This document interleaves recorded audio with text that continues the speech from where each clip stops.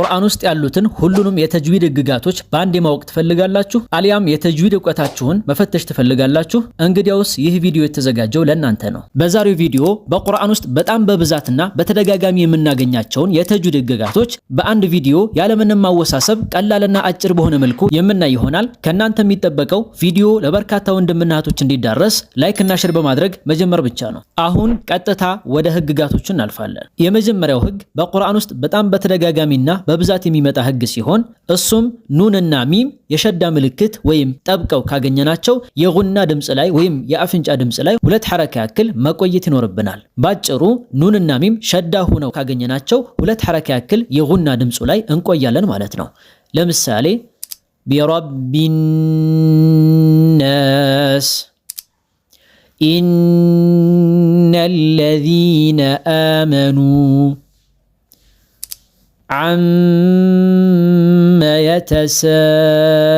يتساءلون فلما እነዚህ አንቀጾች ላይ እንዳስተዋል ነው ኑንና ሚም ላይ የሸዳ ምልክት በመኖሩ የጉናው ድምጽ ላይ ሁለት ሐረካ ያክል እየቆየን እናነባለን። ሁለተኛ አሁንም ኑንና ሚም ፊደል ላይ ምንም አይነት ምልክት ወይም ሐረካ ከሌለ የጉና ድምጻቸው ላይ ሁለት ሐረካ ያክል መቆየት ይኖርብናል።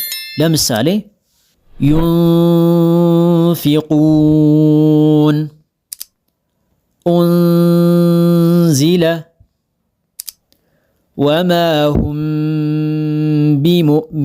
بمؤمنين في قلوبهم مرض እነዚህ አንቀጾች ላይ እንዳስተዋል ነው ኑንና ሚም ላይ ምንም አይነት ምልክት ባለመኖሩ ሁለት ሐረካ ያክል የጉና ድምጻቸው ላይ እየቆየን እናነባለን። ባይሆን ከዚች አይነቷ ምንም ምልክት ከሌላት ኑን ፊደል ቀጥሎ ላም ወይም ራ ፊደል ከመጣ ግን ኑንን ፊደል እዚህ ቦታ ላይ ሙሉ በሙሉ እናጠፋታለን ወይም አናነባትም። ቀጣዩን ፊደል ማለትም ራአን ወይም ላምን ፊደል አጥብቀን ብቻ እናልፋለን ማለት ነው። ኑንን ፊደል እንተዋታለን፣ አናነባትም። ለምሳሌ ሚን ረቢሂም ሚን ረሕመቲን ሚን ለዱንሁ ሚን ለበኒን። ስለዚህ እነዚህ አንቀጾች ላይ እንዳስተዋል ነው ኑንን ፊደል ሙሉ በሙሉ እንተዋትና ቀጣዩን ራእን ወይም ላምን ፊደል አጥብቀን ብቻ እናነባለን ማለት ነው። በተጨማሪም ከዚች አይነቷ ኑን ፊደል ከላይዋ ላይ የትንሿ የሚም ምልክት ተቀምጣ ካገኘን ኑንን ሳይሆን የምናነበው ሚምን ነው የምናነበው ማለት ነው። ለምሳሌ አልአንቢያ ሚን ባዕዲ። ስለዚህ እነዚህ አንቀጾች ላይ እንዳስተዋል ነው እዚህ ቦታ ላይ ኑንን ሳይሆን ሚምን ነው የምናነበው ማለት ነው።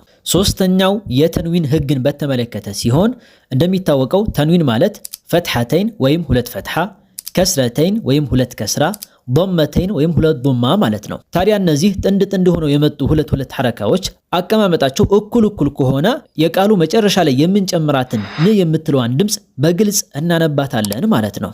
ለምሳሌ ረገደን ሐይሱ ወሁወ ቢኩሊ ሸይኢን ዓሊም ሰዋኡን ዓለይሂም። ስለዚህ በዚህ መልኩ እኩል ሆኖ ከመጡ ን የምትለዋን ድምጽ በግልጽ እናነባለን ማለት ነው። ሆኖም በአንዷ የተንዊን ምልክት ቦታ የትንሿን የሚም ምልክት ተቀምጣ ካገኘን ን የሚለውን ድምጽ ሳይሆን የምናነበው በሷ ምትክ ም የሚለውን ወይም የሚምን ድምጽ ነው የምናነበው ማለት ነው። ለምሳሌ ሀኒአን ቢማ ኩንቱም ዓሊሙን ቢዛቲ ሱዱር ዘውጂን በሂጅ። ስለዚህ በአንዷ የተንዊን ቦታ የትንሿ ሚም ምልክትን ካገኘን ን የሚለውን ድምጽ ሳይሆን ም የሚለውን ድምጽ ነው ተክተን የምናነበው ማለት ነው። እዚህ ላይ ታዲያ ተንዊኖቹ ተበላልጠው ወይም ተነጣጥለው የመጡ ከሆነ ግን የጉና ድምጽ ላይ ሁለት ሐረካ ያክል መቆየት ይኖርብናል። ለምሳሌ ጊሻወቱ ወለሁም ናራን ፈለማ አው ከሰይቢን ሚነ ሰማእ። ስለዚህ እነዚህ አንቀጾች ላይ እንዳስተዋል ነው ተንዊኖቹ ተበላልጠው ወይም ተነጣጥለው ከመጡ የጉና ድምጽ ላይ ሁለት ሐረካ ያክል እንቆያለን ማለት ነው። ባይሆን እዚህም ላይ ከነዚህ ከተበላለጡ ተንዊኖች ቀጥሎ ላም ፊደል ወይም ራ ፊደል ከመጣ ግን ን የምትለዋን ድምጽ አናነብም፣ ይልቁንስ ቀጣዩን ፊደል አጥብቀን ብቻ እናልፋለን ማለት ነው። ለምሳሌ ሪዝቀን ለኩም ገፉረን ረሒማ። ስለዚህ ከነዚህ ከተበላለጡ ተንዊኖች ቀጥሎ ላም ፊደል ወይም ራ ፊደል ከመጣ ጉና ሳንጠቀም ነው የምናነበው ማለት ነው። አራተኛ በቁርአን ውስጥ በጣም በተደጋጋሚና በብዛት የምናገኘው ህግ ሲሆን እሱም መድ ይባላል። ታዲያ በውስጡ በርካታ የመድ አይነቶች ቢኖሩም በአጭሩና በቀላሉ እንመልከታቸው። እንደሚታወቀው የመድ ወይም የመሳቢያ ፊደላት 3 ናቸው። እነሱም አሊፍ፣ ዋውና ያ ናቸው። በአጭሩ ኑሂሃ የሚለው የቁርአን አንቀጽ ላይ እናገኛቸዋለን። ታዲያ የመድ ህግጋትን ባጭሩ ለ3 ከፍለን ማየት እንችላለን። አንደኛ አጭሩ መድ፣ ሁለተኛ መካከለኛው መድ፣ ሶስተኛ ረጅሙ መድ። አጭሩ መድ የሚባለው እቺ የመድ ምልክት ከመድ ፊደሉ ከላዩ ላይ ያልመጣችበት ሲሆን 2 ሐረካ ያክል ብቻ ነው የሚሳበው። መካከለኛ የሚባለው መድ ደግሞ እቺ የመድ ምልክት ከመድ ፊደሉ ከላይ መታ ከመድ ፊደሉ ቀጥሎ የሐምዛ ፊደል የመጣ ጊዜ ሲሆን 4 ሐረካ ያክል ይሳባል። ረጅሙ መድ የሚባለው ደግሞ እቺ የመድ ምልክት ከመድ ፊደሉ ከላዩ ላይ መታ ነገር ግን ከመድ ፊደሉ ቀጥሎ ያለው ፊደል ከሐምዛ ውጭ ወይም ሐምዛ ካልሆነ የሚፈጠር የመድ አይነት ሲሆን 6 ሐረካ ይሳባል። ስለዚህ አጭሩ መድ 2 ሐረካ፣ መካከለኛው መድ 4 ሐረካ፣ ረጅሙ መድ ደግሞ 6 ሐረካ ይሳባሉ። እስኪ እያንዳንዳቸውን በምሳሌ እንመልከት። አንደኛ አጭሩ መድ ኡዚና። እዚህ አንቀጽ ላይ እንዳስተዋል ነው ዋው መድም ሆነ ያ መድም ሆነ አሊፍ መድም ሆነ እቺ የመድ ምልክት ከላያቸው ላይ የለችም። ስለዚህ እዚህ ቦታ ላይ 2 ሐረካ ያክል ብቻ ነው የምንስበው ማለት ነው። ኡዚና። ለመካከለኛው መድ ደግሞ አሰማ ፊ ኡሚሃ አንፉሰኩም። እነዚህ አንቀጾች ላይ እንዳስተዋል ነው የመድ ፊደላቶቹ ላይ የመድ ምልክቷ ተቀምጣ ከሷ ቀጥሎ ሐምዛ ፊደል በመምጣቱ አማካኝነት 4 ሐረካ ያክል እንስባለን ማለት ነው። ለረጅሙ የመድ አይነት ደግሞ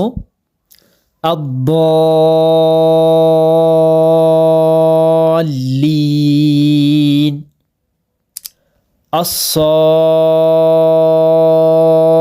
አሳኸ፣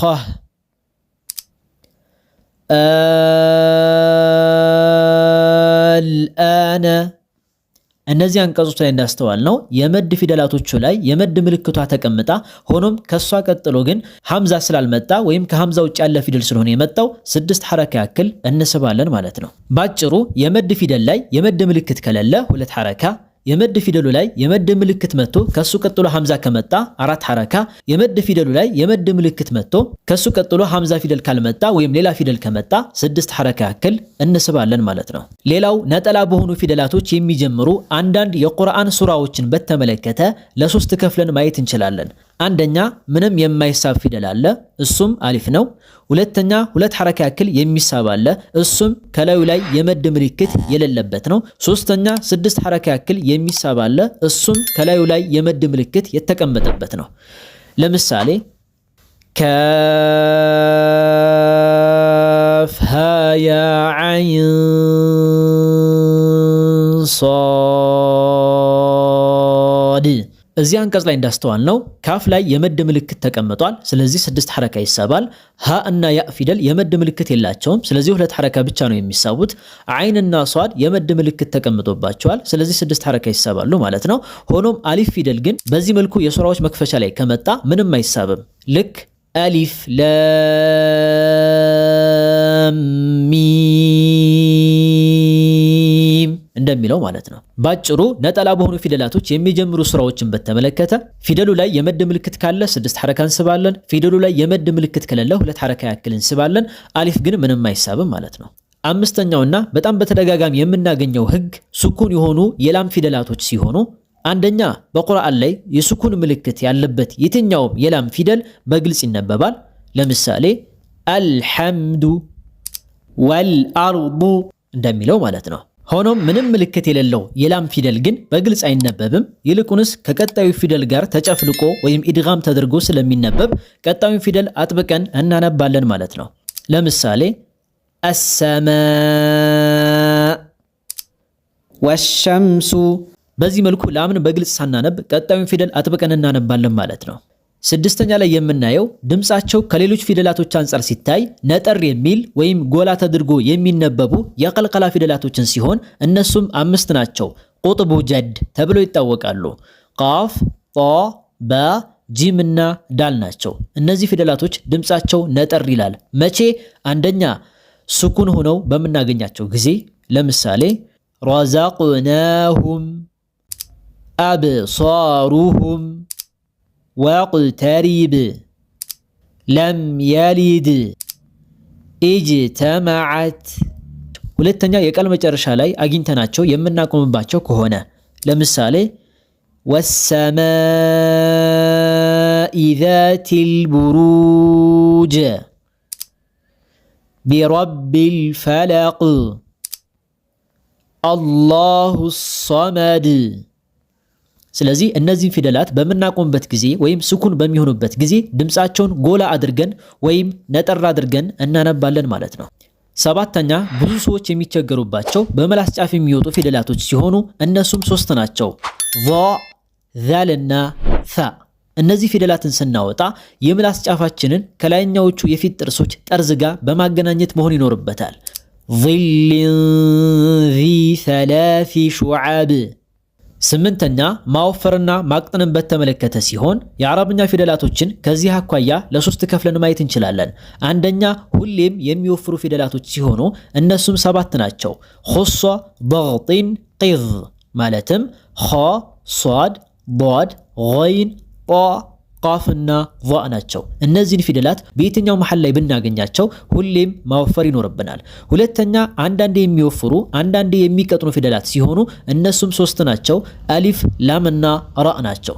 ሶስተኛ ሁሌም የሚቀጥኑ ፊደላቶች ሲሆኑ እነሱም ከነዚህ ፊደላቶች ውጭ የቀሩት ሌሎቹ 18ቱ ፊደላቶች ናቸው። እዚህ ላይ የመጀመሪያዎቹና የመጨረሻዎቹ ማለትም ሁሌም የሚወፍሩትና ሁሌም የሚቀጥኑት ለማንኛውም ሰው ግልጽ ስለሆኑ ሁለተኛዎቹን እናያለን። ማለትም አንዳንዴ የሚወፍሩትንና አንዳንዴ የሚቀጥኑትን መቼና እንዴት እንደሚወፍሩና እንደሚቀጥኑ በአጭሩ እናያለን። አሊፍ ፊደልን በተመለከተ ከሱ ቀድሞ ያለውን ፊደል የሚከተል ሲሆን ማለትም ከሱ ቀድሞ ያለው ፊደል የሚወፍር ከሆነ ይወፍራል፣ የሚቀጥን ከሆነ ደግሞ ይቀጥናል ማለት ነው። ለምሳሌ ኻፈ ስንል ኻ ፊደል የሚወፍር ፊደል ስለሆነ አሊፍም ይወፍራል። ታበ ታ ፊደል የሚቀጥን ፊደል ስለሆነ አሊፍም ይቀጥናል ማለት ነው።